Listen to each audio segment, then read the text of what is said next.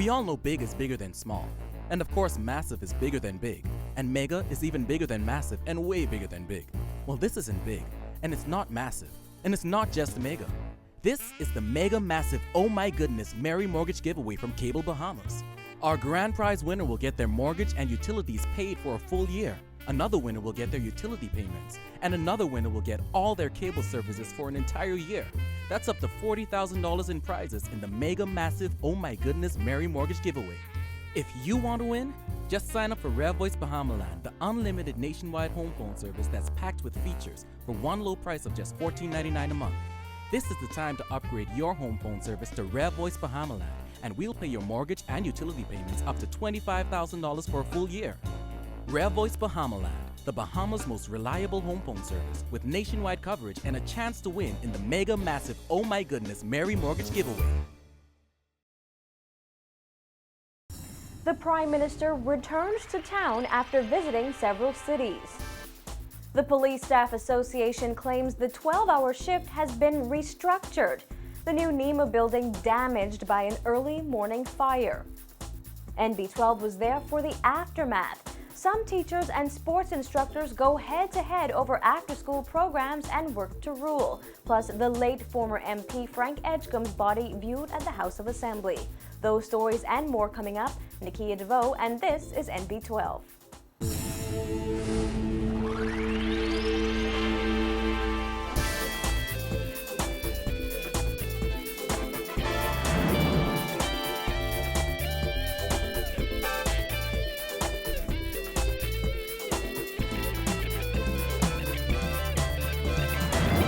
Everyone, thanks for joining us here at Cable 12 Studios. Here are the stories coming out of the NB12 newsroom this evening. Prime Minister Perry Christie landed at Lynden Pindling International Airport a short while ago from his trips to London, Vatican City, and Sri Lanka. Christie said he had discussions with prospective investors during his travels, and he believes those discussions will lead to major investments in the Bahamas. The Prime Minister also addressing the advice he was given by New Zealand's Prime Minister on the implementation of value-added tax and how this experience can be of benefit to the Bahamas. Our Paige McCartney has more details in this report.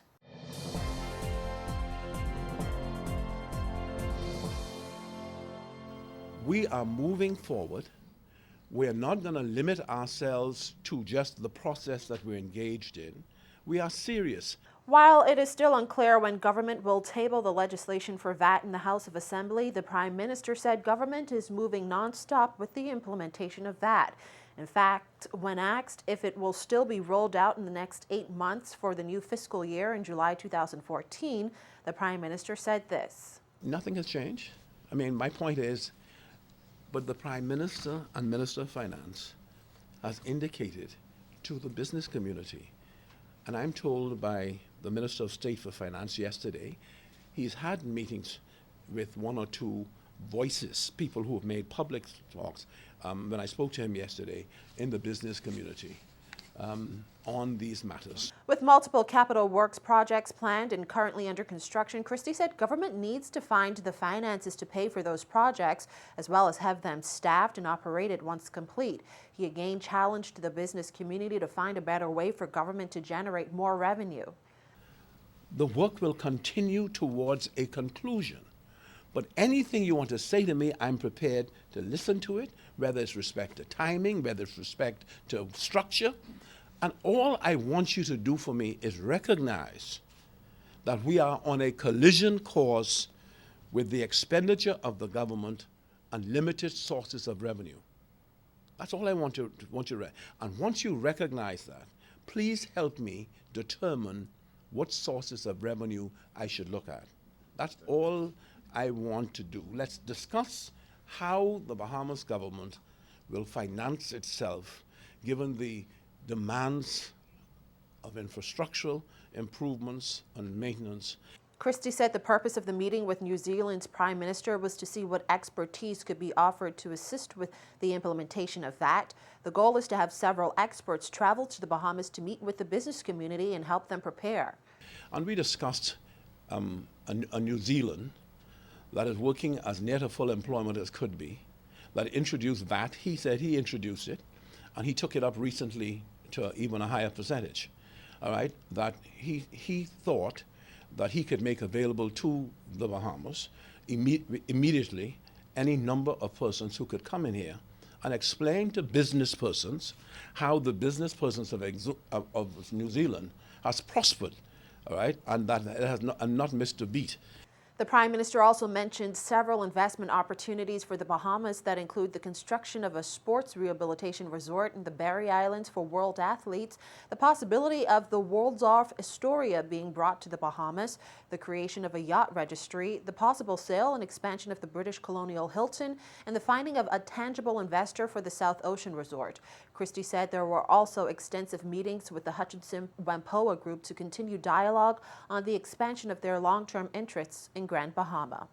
All in all, the Prime Minister said the meetings on this trip will assist in bringing business and jobs to the Bahamas. For NB12, I'm Paige McCartney. The Prime Minister also addressing criticism about the trip by those who say it was too costly for the government at this time. Christie said Cabinet allocates a budget each year for such overseas travel, and his trip remained in that budget. I wish I could tell you the exact cost, but we have a budget that Parliament votes on.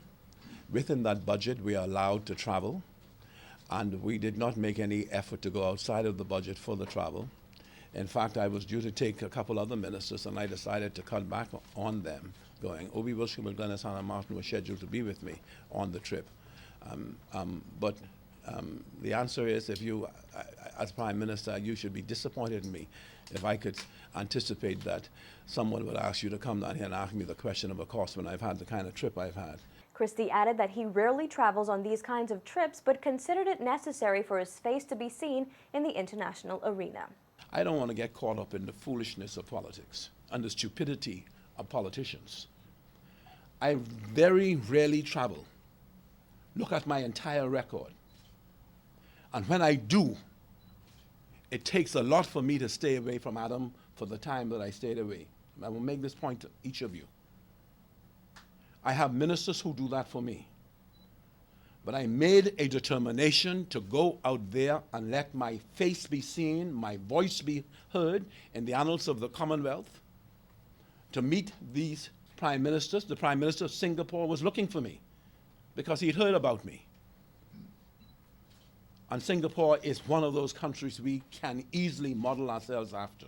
Well, although national security officials remain tight-lipped on a 12-hour shift, Police Staff Association Executive Chairman Dwight Smith says the 12-hour shift has been altered to look at the human side of it while keeping police on the streets. This following weeks of complaints by the association. Dana Smith has the latest on this issue. Although not going into detail, Smith said 12-hour shifts have been restructured to allow officers sufficient rest time. I think what is happening now is that we understand that they're restructured. The 12-hour shift is there, but now we're looking at the human element side of it. May factor in all of those things that we thought that should go into a 12-hour shift, that the police presence will still be there. There will be the saturated patrols. It will still be there, and as you can hear, it's being effective, but also taking the opportunity for we can rejuvenate the officer. He's resting properly enough to get back out there on the streets and doing what he ought to be doing. When 12-hour shifts were first announced by National Security Minister Bernard Nottage, alongside Police Commissioner Ellison Greenslade back in September, Smith put up immediate resistance. He criticized the shifts for leaving officers fatigued and on numerous occasions voiced his concern for officers' welfare. Smith had even threatened legal action at one point over extra compensation for officers. The association's attorney, Wayne Monroe, had said the police force may be liable for creating a, quote, dangerous system of work for officers. Amid reports 12-hour shifts are over, Smith said this restructuring will allow officers rest without compromising the amount of manpower on the streets. What it really means is that in terms of there's sufficient rest time there for the officer without pulling out too many police officers from off the street. And so that is being effective. I think that's what you would be seeing happening now. However, Smith said he did not want to reveal exact details of this restructuring because the force does not want to make public police strategy. I wouldn't want to speak to the strategies in terms of that police strategies and operations. They should never be publicly known. That is something that is done within-house, and of course those strategies we don't speak to. Smith stressed police are 100% on the streets in full force, and the government's saturation patrol effort is ongoing. Police Commissioner Ellison Greenslade did not return requests for comment, and National Security Minister Bernard Nottage declined comment on Smith's latest remarks. It was earlier this week that Nottage assured the public police are doing everything they can to fight the country's crime challenge and are providing the coverage it has always provided to ensure the public's safety. Reporting for NB12, I'm Dana Smith. The agency responsible for managing disasters throughout the country experienced its own emergency today. Fire engulfed the brand new National Emergency Management Agency on Gladstone Road early this morning, gutting a portion of the building. Our news team got an up-close look at the damage as several cleanup teams sorted through the charred remains.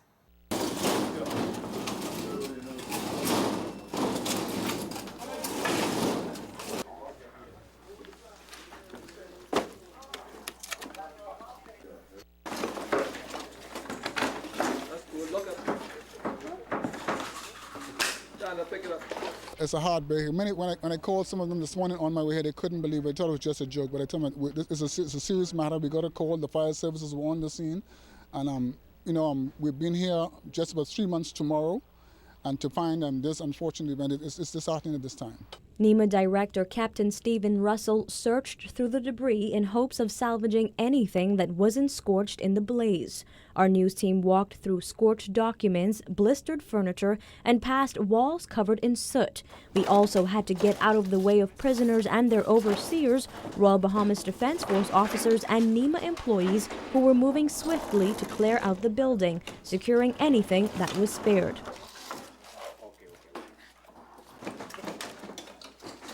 Russell told us he got a call from the fire department around 12:30 this morning.